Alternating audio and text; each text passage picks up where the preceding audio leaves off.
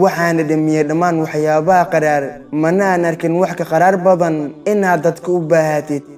haddii aadan adigu jeclen naftaada had iyo jeer waxaad daba ordi doontaa dad aan ku rabin inaad dadka qaar ka saarto noloshaada micnaheedu ma ahan inaad iyaga neceb tahay kaliya waa inaad ixtiraamayso naftaada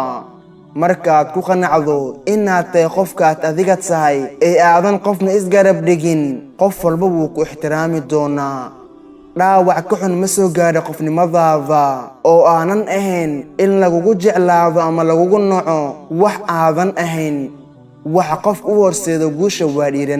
dhiiranaan xagga fikirka ah dhiiranaan xagga fulinta ah iyo dhiiranaan ah in la aqbalo guuldarada